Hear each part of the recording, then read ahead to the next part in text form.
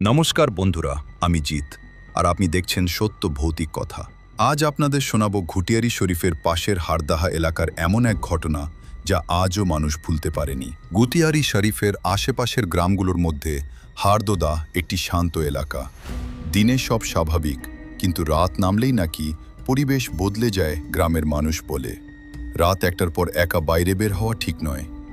বাঁশঝাড়ের পাশের ছায়া হারদোদাহর এক প্রান্তে একটা পুরনো বাঁশঝাড় আছে, লোকজন দাবি করে। মাঝরাতে সেখানে কেউ দাঁড়িয়ে থাকতে দেখা যায়, লম্বা, স্থির, একেবারে নড়ে না যদি কাছে যাও। হঠাৎ অদৃশ্য হয়ে যায় একজন যুবক। একবার সাহস করে এগিয়ে গিয়েছিল। সে বলে, আমি দেখলাম ওটার পা মাটিতে ছিল না। রাতের কান্নার শব্দ কিছু বাড়ির মানুষ মাঝরাতে শুনেছে। একজন মহিলার কান্নার শব্দ, কিন্তু বাইরে গেলে চারপাশে কেউ নেই। শব্দটা যেন চারদিক থেকেই আসছে। অদ্ভুত ঘটনা, এক বৃদ্ধ বলেন। বহু বছর আগে ওই এলাকায় একটি দুর্ঘটনায় একজন মহিলা মারা যান।